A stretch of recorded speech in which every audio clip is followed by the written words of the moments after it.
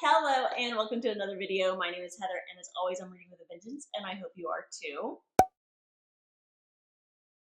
I'm here of course to talk to you about my favorite books of 2025, and some would say this is kind of late in the month to be posting this video, and that might be true.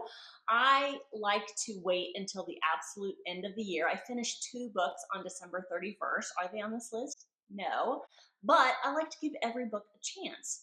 And I wanted to close the door on 2025 before I prepared for and recorded this video. 2025 was not a great year, I think, for many people. And I would venture to say it was an absolute shit year. And I thought that waiting for January 2026, we have a fresh start, a whole new shiny perspective. And then what happens? The year starts off shit also. I mean, but this is going to be a positive video because we're talking about great books. We're talking about books that made me feel, that made me think, that I absolutely would recommend to anybody. I don't have any of the physical books with me today. And that happens often because if you're new to my channel, and I find that the top books of the year, end of year videos, beginning of year videos, that's where I get most of my new to me viewers. So I'm talking to you. If you're new to my channel, very warm welcome, but I will let you know that once I read a book, it goes out with very, very few exceptions. If you've been here a while, you know what those exceptions are. So no physical copies of my books. So with all of that said, I know that you guys are here just for the books. What were my favorites? And that's what we're going to talk about. I'm not going to get too much into stats, but I will just get you the bare bones of the stats. I read 92 books last year. How many books a year I read, it's not something that I aspire to make that number as big as possible. I just read a lot. So is it the most books I've read in a year? No. Is it the least? No. But anyways, 92 books. 60% of those books were audiobooks. I listened to a lot of books. I only read 10 out of that 92 that were nonfiction. And I rank or rate my nonfiction a little bit differently. So while I have 12 favorite books of the year, I have a separate 4 books that were nonfiction, that were my favorite nonfiction books of the year. And then I have 3 honorable mention fiction books. So really I have a top 15. But who cares? I will also say that in addition to those 92, there were 24 separate books that I attempted that I DNF'd. So I don't know if you guys want a separate video to know what those DNFs were. I don't typically talk about, the worst books of the year or whatever, but if you guys want to know what books I DNF'd and why, perhaps, let me know. But let's get started with the books. I'm going to start with the 4 nonfiction books that were absolutely perfect. I'm going to start with The Library Book by Susan Orlean. This is a story really about libraries, but it centers around the 1986 burning of the Los Angeles Library. And Susan Orlean takes that kind of as the center of her story, but what she does is she takes that and she uses that to talk about the history of libraries, of librarians, of the eccentricities of librarians of the past. And she mixes that all in with the mystery of who burned the Los Angeles Library down, because that crime went completely unsolved. But she goes into the guy that was suspected of burning it down. And you would think that an entire book about libraries and librarians might be a little bit dry. It wasn't. It read like a fiction novel. It was a pretty compelling read. And if you're interested at all in libraries, I would highly recommend this book. Number 2 favorite, and these are not in any particular order, that's another thing. I cannot put these in order, and I'll talk a little bit more about that when I start talking about the fiction books. But number 2 on the nonfiction list is The Book of Flaco by David Gesner. This is the true story of a Eurasian eagle owl that was kept at the Central Park Zoo. And I think he was there for a number of years. I want to say 12 or 15 years. And one day he broke out of his enclosure. And there was controversy whether he broke out of the enclosure or he was broken out of the enclosure by vandals who cut the netting or something like that. Anyways, he got out of his enclosure and he lived out in Central Park free for a year. And it really kind of inspired and captivated millions of people. Birders, either professional or amateur, people became interested in birding once they found out about Flaco. And it talks about what ends up happening to him, which is pretty heartbreaking. And it really gets into, the human and wildlife conflict. And it gets into, Flaco's legacy as being the inspiration for using poison for the terrible rat problem that is in New York City. Such a great story. You will absolutely fall in love with Flaco. The last two books I want to talk to you about nonfiction, I would say, were two of the most important reads that I read in 2025. And if you don't read nonfiction, or if you choose not to read any nonfiction this year, I would say please, please, please make an exception and read these next two books. The first one is On Tyranny by Timothy Snyder. It's a super short book. They're basically 20 practical lessons of how to live your life that goes against authoritarianism, that goes against fascism. Really, really simple lessons, simply laid out and accessible. And this is all based on Western European history from the last 100 to 200 years. And while it is just written, it's at a very, very basic level, it is incredibly important, these lessons. Highly recommend. And the other book that I would recommend even more so is One Day Everyone Will Have Always Been Against This by Omar El-Akkad. This book gets into basically the hypocrisy of the Western world and how they treat people in marginalized groups. It goes into a lot about what happened in Gaza. It goes into how the promises of freedom and justice are on the other side of a huge gap of the reality of it. Also extremely accessible, hard-hitting. It really challenges the reader to take a look at their own complicity with some of the things that are going on in our world today. If you don't read any other nonfiction book, please, please, please read those two. Okay, on to the fiction books. I have a top 12 favorite, and then I have 3 honorable mentions. So really a top 15.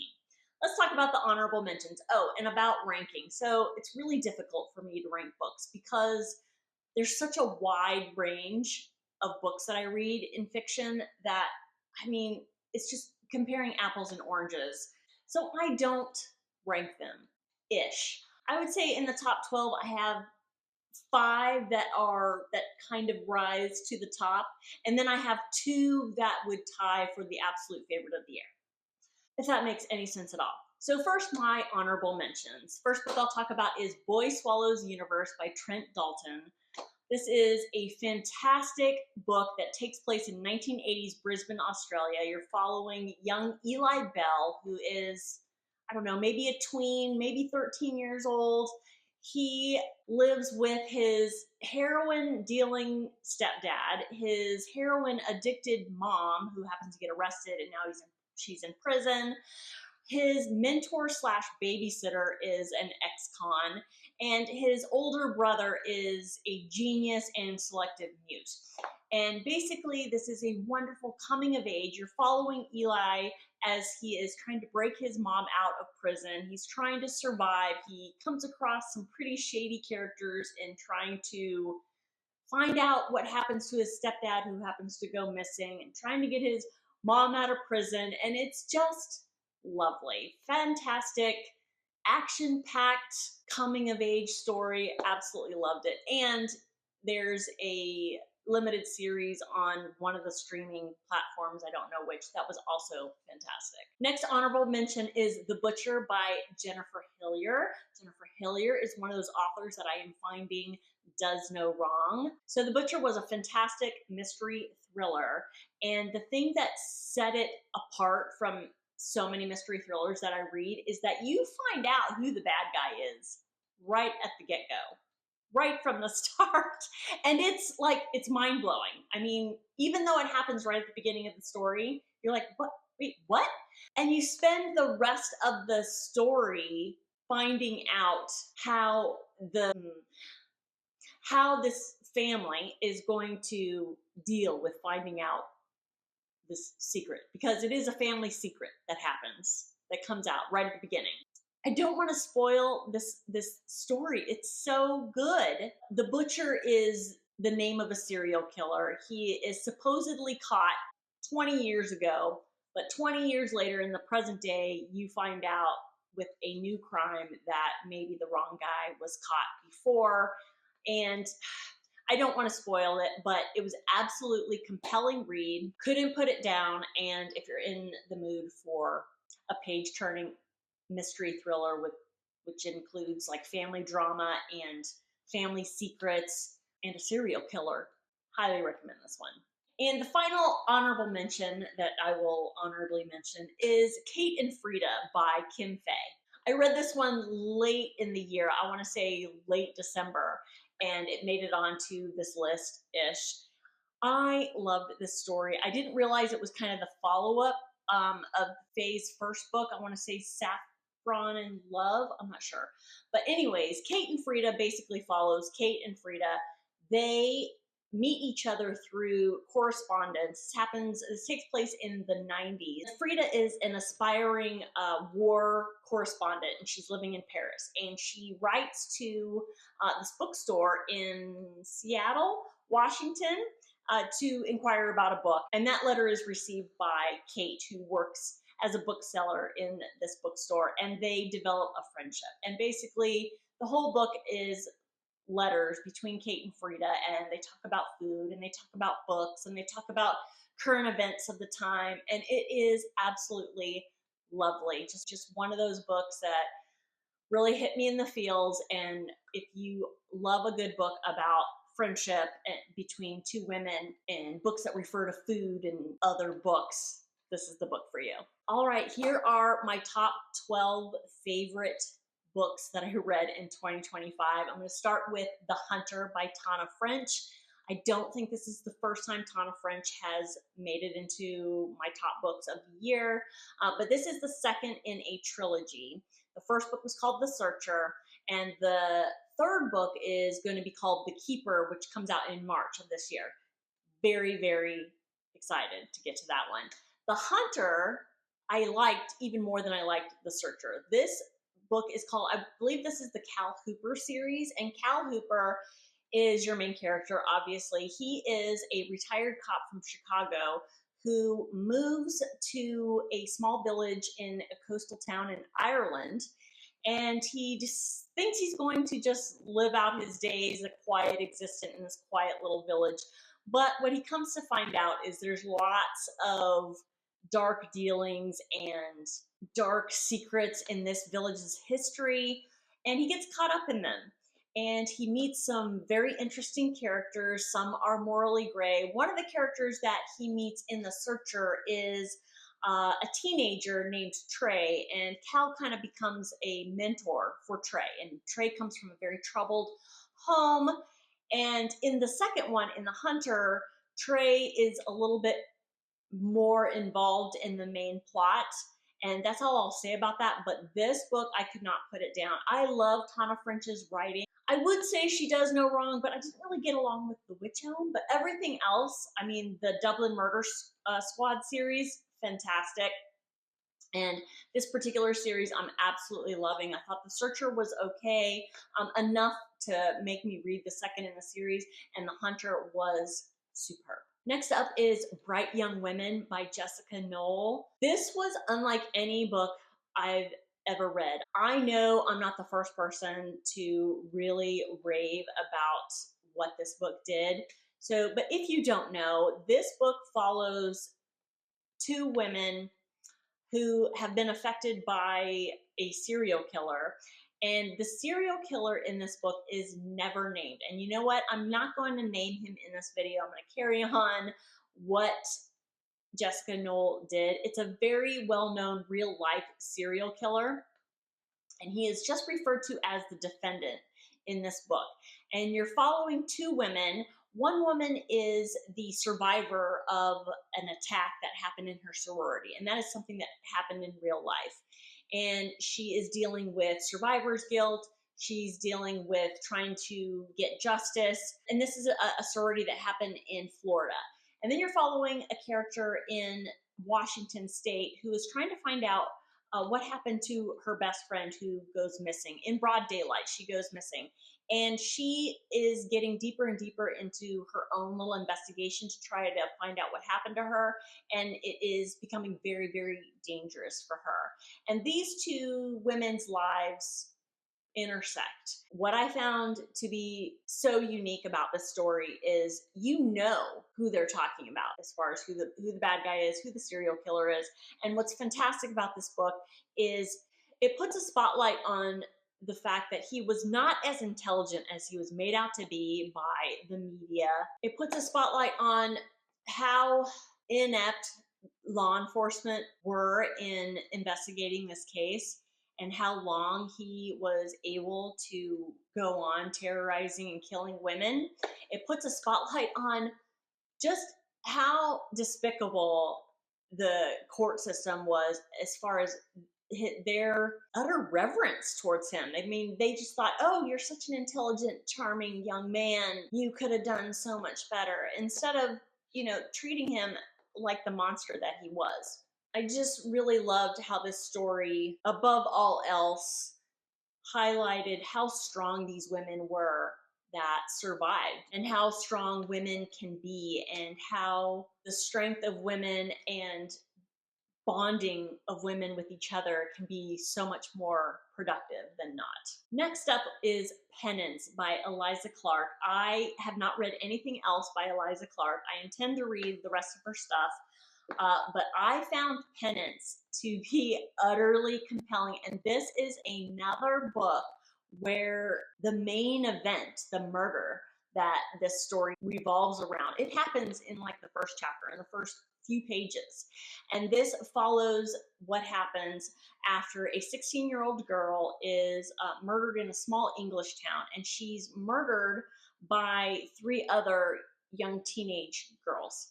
And this story is narrated by a disgraced journalist who is writing a book about this murder, because I believe he's writing a book 10 years after the fact. And so he's kind of going back and he's interviewing everybody. He's interviewing the 3 girls that were involved, their families, people in the town. The story itself, I mean, the psychology behind, what motivates teenage girls to murder. And this wasn't just a murder. This murder was brutal. And what motivates a teenage girl to do something like that? It really gets into that, but it also really gets into, how we as a society handle true crime. We kind of glamorize it, and in doing so, we re-traumatize victims, we invade privacy, and it really gets into all that. It also questions, how much can we trust media? What is the motivation behind how certain media platforms and outlets cover a story and cover a case, and how much of it is fact and how much of it is fiction? Fascinating look into all of that, of the true crime genre. And I can't wait to read more of Eliza Clark's stuff. Next up is a horror novel, which I am really kind of surprised that a horror novel made it onto this list, although I'm a huge fan of horror, so I don't know why I'm surprised. The book I'm talking about is William by Mason Coyle. I read this during spooky season. This was so good and terrifying. This book follows Henry, who is a brilliant engineer, and he's also an agoraphobe.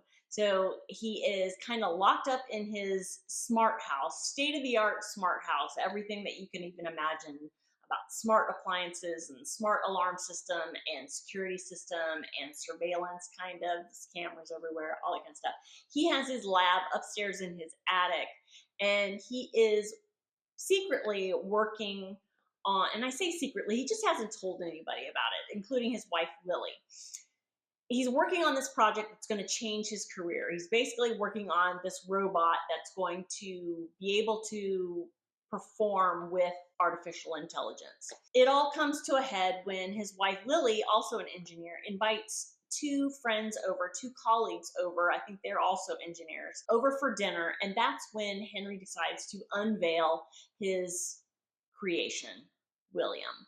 And William seemingly has developed a consciousness and things go downhill.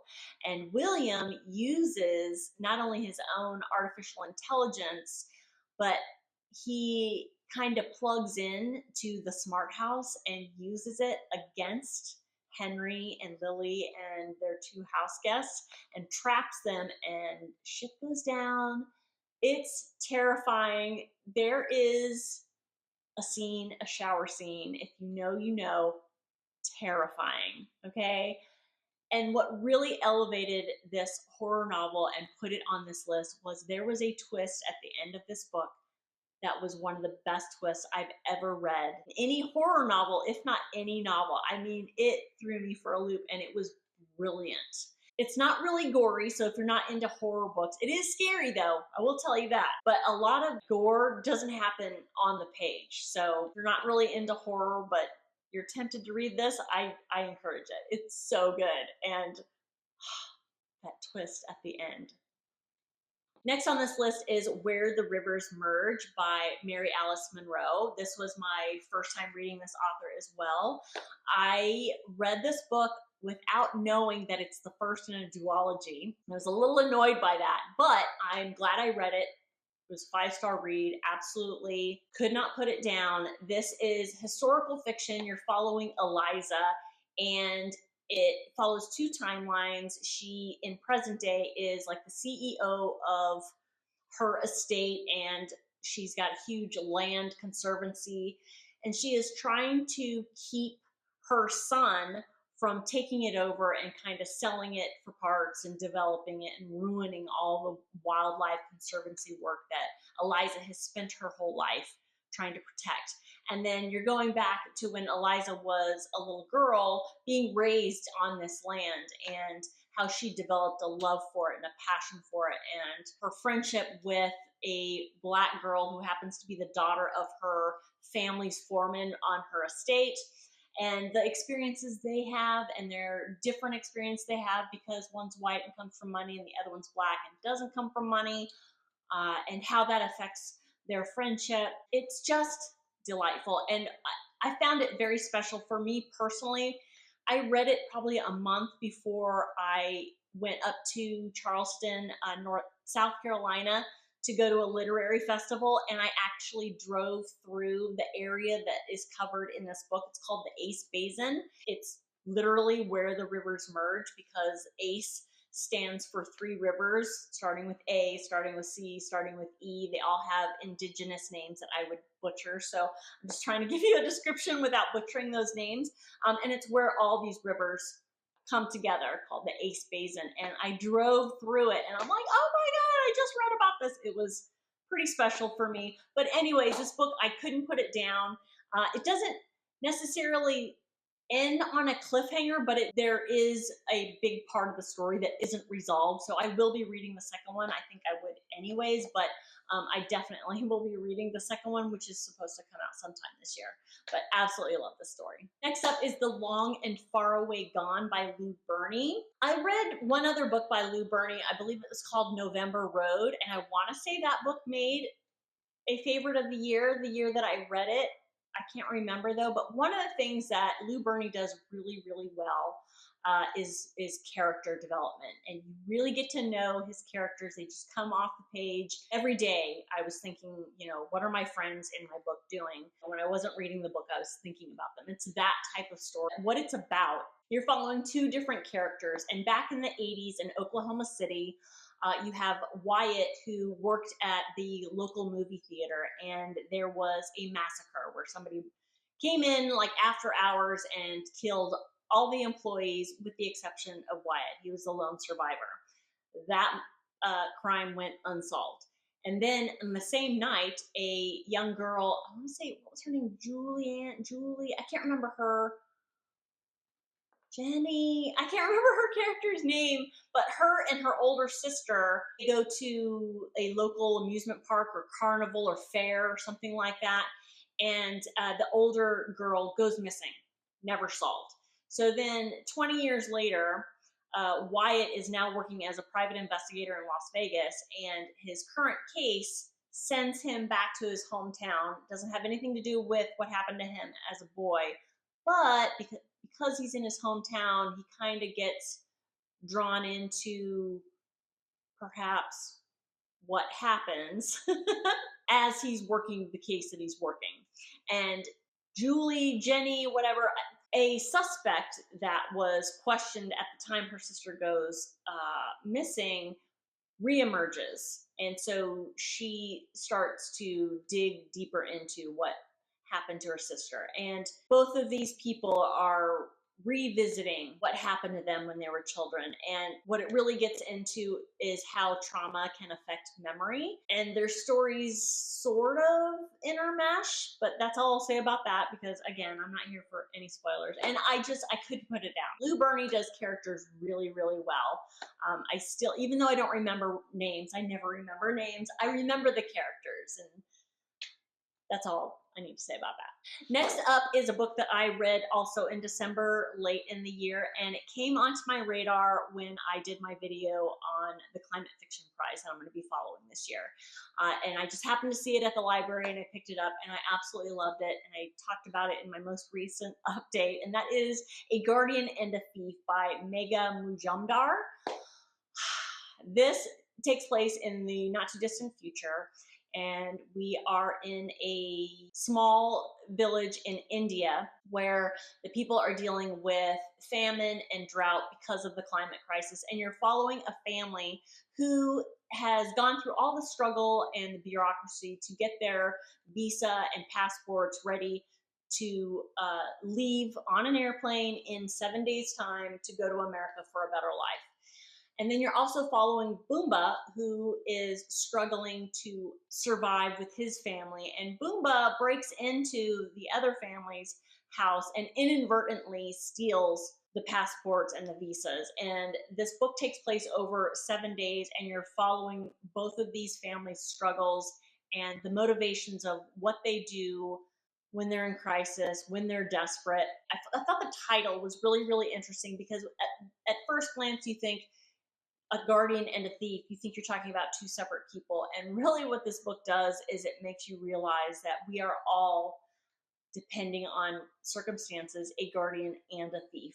We're all capable of doing terrible deeds if we are desperate, or if we are under duress, or if we are trying to survive or help our family survive. Fantastic story. Absolutely loved it. Please pick it up if you see it. You won't regret it. All right, these final 5 books are cream of the crop, absolute elite, top 5 favorite books of 2025. The first book I'm going to talk to you about is by an author who has also appeared on other favorites of the year lists. The author I'm talking about is Karen Slaughter, and the book I'm talking about is her latest one, We Are All Guilty Here, which is the first in a new series called the North Falls series. Karen Slaughter does mystery thriller plots like no other. Here is another author that I feel just can do no wrong. I will read everything that she puts out. Top-notch writer. This one follows Emmy, who is a police officer, and 12 years ago she was working and 2 girls go missing, and it goes unsolved. And Emmy is not only involved because she's a police officer, but she is even more involved because one of the girls that goes missing is the daughter of her best friend. 12 years later, you are learning about how that relationship has progressed, between Emmy and her best friend, having never found what happened to her daughter. And then another girl goes missing in present day. And all these family secrets come up, town secrets, and it is a super compelling read. I know I like to use that word compelling a lot, but there's really, I really need a thesaurus and try to figure out another word to describe these books. But I absolutely loved Emmy as a character. She is flawed, but you just can't help but root for her. The mystery behind what happened to the 2 girls 12 years ago and how it relates to the girl that goes missing in present day. If you haven't read Karen Slaughter, this is a good place to start. This wouldn't be a favorites list for me without Stephen King. And the book that made it this year is Joyland. This is a fantastic coming of age mystery thriller with a supernatural ghost element to it. Absolutely loved it. I don't know what took me so long to read this book, but this follows a young man. Again, I can't remember his name. He is in college. It's the early 70s, I want to say, and he's nursing a broken heart. And so he goes to another town and he works for this amusement park. And there is a legend of this amusement park of a girl that was murdered or died. I think she was murdered on a ride years ago. And he gets caught up in that mystery. And then meanwhile, he's also getting to know this local woman and her disabled son. And so we're dealing with coming of age, a murder mystery, a ghost story, a love story. Fantastic. It's one of those non-horror Stephen King stories like The Body or Rita Hayworth and The Shawshank Redemption. It's like that. So if you want to read a Stephen King, if you're interested in reading a Stephen King, but you're not into horror, this is a good one for you to read. So good. Next up, of course, this also wouldn't be a favorites list without books that have appeared on the Women's Prize for Fiction. And the book that I think so many people were absolutely stunned and gutted made the long list but didn't make the short list is Nesting by Roisin O'Donnell. Oh my God. This one broke my heart into a million pieces, and I read every single page of this book with my gut in a knot. This one follows Kiara, who is a young woman who is in a psychologically abusive relationship, and one night, just spur of the moment, and this also takes place in Ireland. That's important here. One night, she decides to take her two young children, also she's pregnant, and leave. And this story really centers around domestic violence, but the true core of the story is not how difficult it is to be in an abusive relationship, how difficult it is to be in one, how difficult it is to leave one. This one centers on how difficult it is to stay gone, because you're dealing with financial dependency, you're dealing with manipulative abusers, and you're dealing, most importantly and most heartbreakingly, with a system that is just broken when it comes to helping victims. And so this whole story is Kiara's battle and struggle to not only keep herself safe and to be independent on her own. Oh. Hello. Oh, big girl. Oh, it's a big girl. I don't like to be held. Get down. Okay, where was I? So, okay, nesting. Yes, a pit in my stomach the whole time I'm reading it. You're just wondering, is she going to make it? Is it going to be one of those stories where it's not a happy ending, which is more aligned with reality, or is she going to make it? And again, no spoilers here, but such a fantastic story of survival and a mother's love for her children and a woman's desire to live independently in her right to be able to do that. We're up to the final books on this list. I have two books left. They're both my favorites of the year. I cannot choose between them, but I do have to talk about one before the other. So they're not in any order. So the first book I'm going to talk about, this is an author that has made my favorites list before, and I feel like everything that he writes is going to make it on the favorites list. This is another author that can do no wrong. The book I'm talking about is King of Ashes by S.A. Cosby. This guy just knows how to write. He writes action thrillers, and he combines that with family drama and family history. And in this one, you are following Roman, who grew up kind of in a poverty-stricken town in Virginia, but he made it out. He went to college, and he is like an ace finance guy in Atlanta.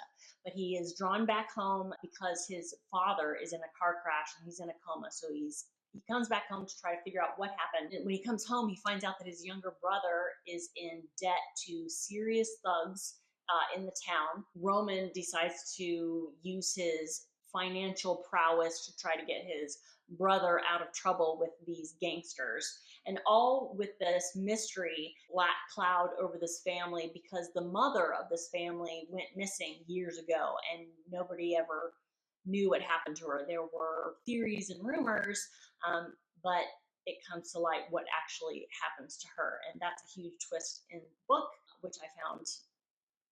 One of the things about S.A. Cosby's books is I'm sure they're great if you read the physical copy, but if you're an audiobook listener, I highly recommend listening to his books. They are all narrated by the same actor, Adam Lazar White, and he does voices and dialects perfectly. And another thing I'll say about S.A. Cosby's books, whether you read them physically or listen to them, what S.A. Cosby does and could give a master class about is dialogue. It's witty, it's snappy, it's intelligent. You feel like you're watching a tennis match. It's just perfect. And one of the things I'll say about this book too in the audiobook is the two gangsters in this book, Tranquil and Torrent.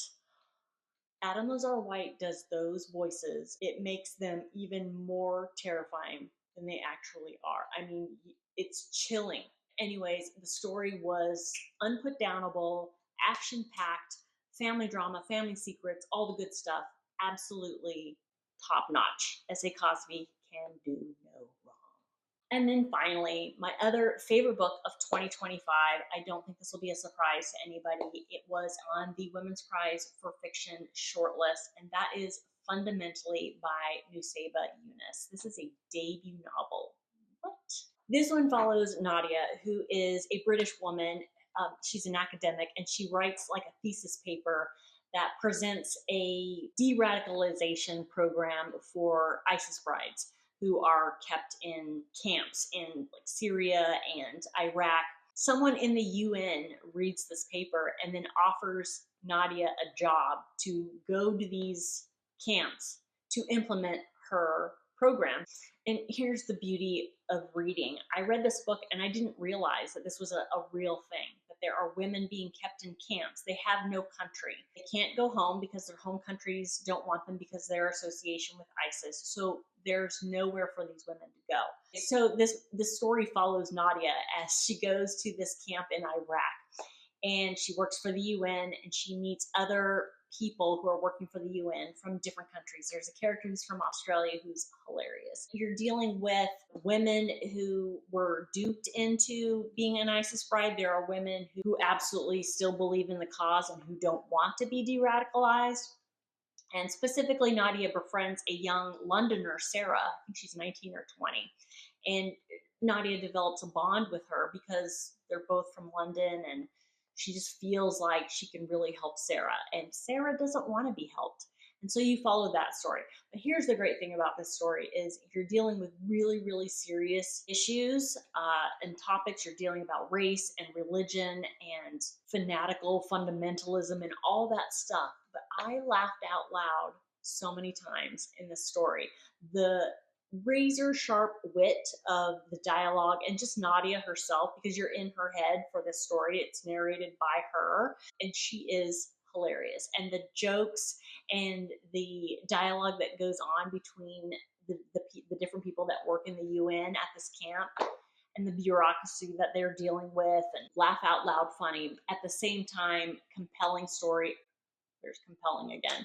Story about trying to help these women get back home and get their lives back. And I can't wait to see what Nusseibeh Yunus comes out with next. This is a debut novel, and it is fantastic. If this has been on your radar and it's just languishing on your TBR, please bump it up. It's so much fun. It's so good. It's super accessible, and it's just an easy read, and you won't be able to put it down.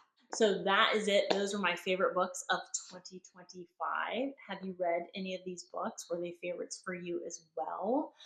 I hope you all had a wonderful reading year. Let me know down in the comments what your favorite book was of 2025. I would love to know. I love getting recommendations from you. As always, thank you so much for watching, and I will see you all next time. Bye-bye.